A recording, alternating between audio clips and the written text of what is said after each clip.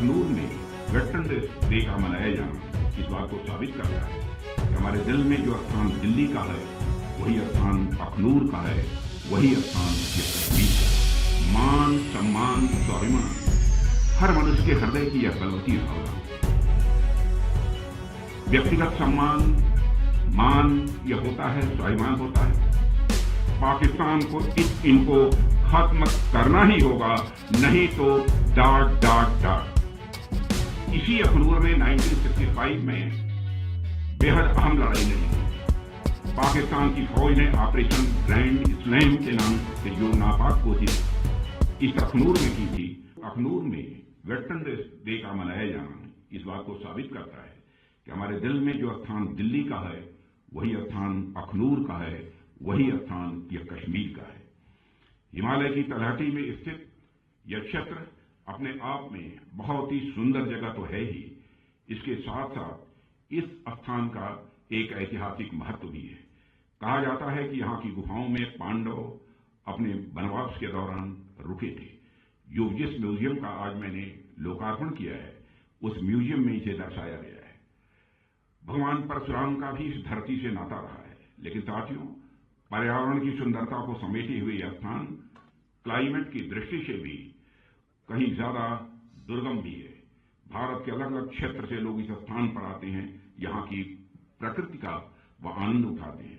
लेकिन एक बात यह ध्यान देने वाली है कि जो भी व्यक्ति इस स्थान पर आता है वह इसका अनुभव कर पाता है कि यहाँ पर रहना कहीं ज्यादा चुनौती भरा काम है।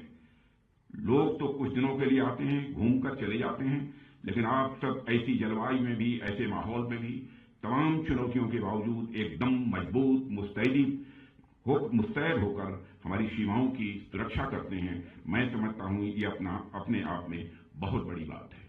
यहां पर हमारे सारे वेटरन्स मौजूद हैं। बहुत बड़ी संख्या में हमारे सेना के जवान भारत की सीमाओं की रक्षा करने के लिए और आतंकवाद को शिकस्त देने के लिए अपना बलिदान भी देते हैं। मैं कभी यदि विचार करता हूं कि क्या कारण है, कौन सी वह भावना है कि हमारे सेना के जवानों को देश की सीमाओं की सुरक्षा के लिए अथवा इस आतंकवाद से मुक्ति दिलाने के लिए अपना सर्वस्व न्यौछावर करने की प्रेरणा देती है, तो स्वाभाविक रूप से मैं इस नतीजे पर पहुंचता हूं, मान, सम्मान, स्वाभिमान हर मनुष्य के हृदय की यह बलवती भावना होती है। व्यक्तिगत सम्मान, मान यह होता है, स्वाभिमान होता है। परिवार का और समाज का जिसमें हम पैदा हुए हैं उसका भी मान, सम्मान, स्वाभिमान होता है। जिस देश के हम नागरिक हैं उसका भी एक मान, सम्मान, स्वाभिमान होता है। मान, सम्मान, स्वाभिमान को लेकर ही शायद यह भावना लोगों के अंदर पैदा होती होगी। हम अपना प्राण न्यौछावर कर देंगे लेकिन अपने देश की सीमाओं की सुरक्षा करके ही रहेंगे, यह संकल्प उनके मन के अंदर पैदा होता है। जिस समय हमको आजादी हासिल नहीं हुई थी उस समय चंद्रशेखर आजाद, सरदार भगत सिंह, अशफाकुल्ला जैसे जवानों ने हंसते हंसते भारत माता की पैरों में पड़ी बेड़ियों को काटने के लिए अपना सर्वस्व बलिदान कर दिया। कौन सी वह प्रेरणा थी जिसने उन्हें अपना सर्वस्व बलिदान करने की भावना उनके अंदर यह पैदा की? वह प्रेरणा थी मान, सम्मान और स्वाभिमान की, देश के मान, सम्मान और स्वाभिमान की भावना, जिसके लिए उन्होंने अपना सर्वस्व न्यौछावर किया। 1965 में भारत पाकिस्तान युद्ध हुआ था और उसके 60 वर्ष पूरे हो गए। यह डायमंड जुबली ईयर है, हीरक जयंती वर्ष है।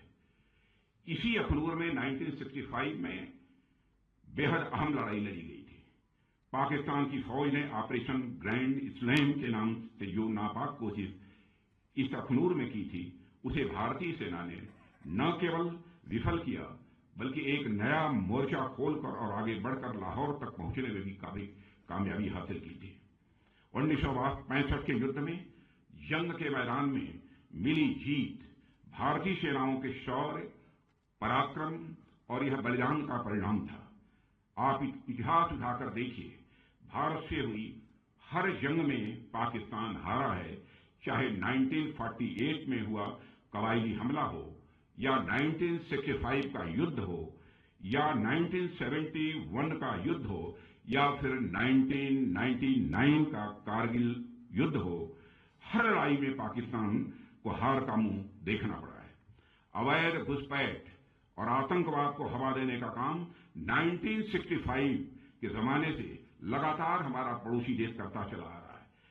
उसकी यही उम्मीद रही है कि जम्मू और कश्मीर में जो हमारे मुस्लिम आबादी के लोग हैं वह पाक फौज के साथ खड़े होंगे, लेकिन उनकी मुराद न पूरी हुई है और न कभी भी वह पूरी होने पाएगी, यह मैं पूरे विश्वास के साथ कह सकता हूं।